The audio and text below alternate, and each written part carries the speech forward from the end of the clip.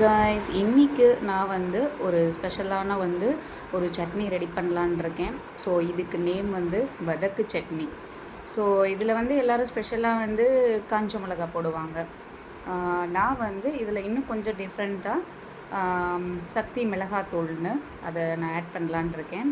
So இதுக்கு என்னென்ன ingredients வேணும்னு பார்த்தீங்கன்னா, ஒரு 2 கருவேப்பிலை, ஒரு கொத்து கொத்தமல்லி, கொஞ்சோண்டு புளி, பூண்டு ஒரு 6 பல், தக்காளி ஒரு 4, வெங்காயம் ஒரு 6.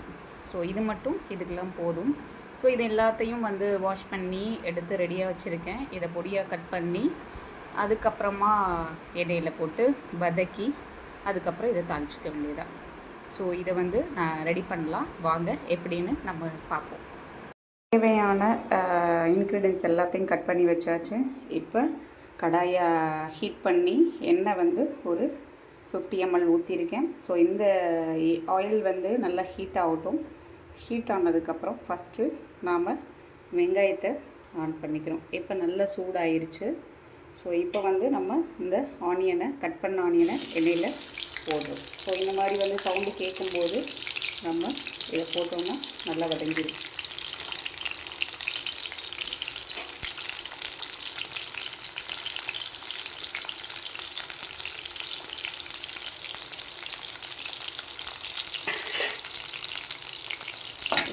நம்ம இதை கிளறி விட்டுக்கலாம். ஸோ இது நல்லா கோல்டன் கலரில் வரட்டும்.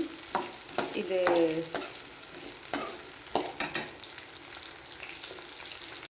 வதங்கிறதுக்கு கொஞ்சம் சால்ட்டு போட்டு, தேவையான அளவு சால்ட்டு போட்டு நல்லா வதக்கி விட்டுருவோம்.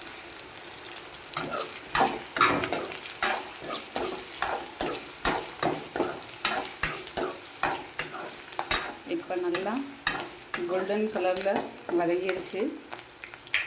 தென் நெக்ஸ்ட்டு பூண்டு போட்டுக்கலாம்.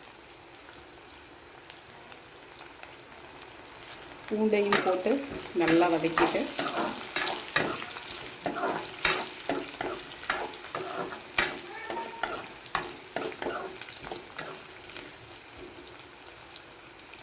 பூண்டும் நல்லா வதங்கிடுச்சு. நெக்ஸ்ட்டு தக்காளியை போட்டுக்கலாம்.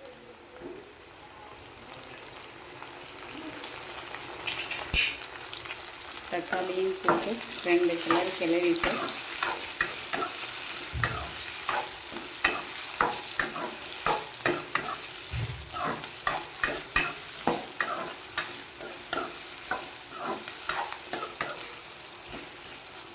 நல்லா வதங்குற வரைக்கும் வெயிட் பண்ணிட்டு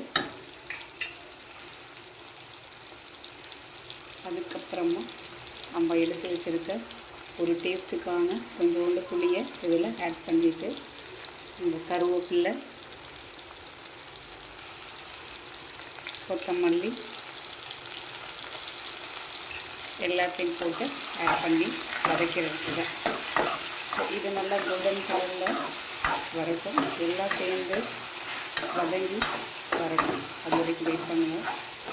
நெக்ஸ்ட்டு இதில் ஆட் பண்ணுறதுக்கு ஒரே ஒரு பொருள் இருக்குது. நான் மிளகாத்தூள் தான் ஆட் பண்ணுறேன். எல்லோரும் காஞ்ச மிளகாய் ஆட் பண்ணுவாங்க. ஸோ நான் ஒரு ஸ்பூன் மிளகாத்தூள் ஆட் பண்ணுறேன். இது ஒரு டிஃப்ரெண்ட் டேஸ்ட்டாக இருக்கும். பார்க்குறதுக்கு கலரும் பயங்கர கலர்ஃபுல்லாக இருக்கும். ரொம்பவும் காரம் இருக்காது. ஸோ அதனால் நான் இதை ஆட் பண்ணியிருக்கேன். இப்போ இனி இது வதங்கி ஆற வச்சுட்டு மிக்ஸி ஜாரில் போட்டு ரெடி பண்ணிடலாம். இப்போ கடாயை ஆன் பண்ணி கடுகு போட்டு இப்போ நம்ம அந்த சட்னியை அரைச்சி வச்சுருக்க சட்னியை தாளிச்சிக்கலாம். கடுகு நல்லா பொரிச்சிருக்கு. இப்போ கொஞ்சம் கருவேப்பிலையும் போட்டுடலாம்.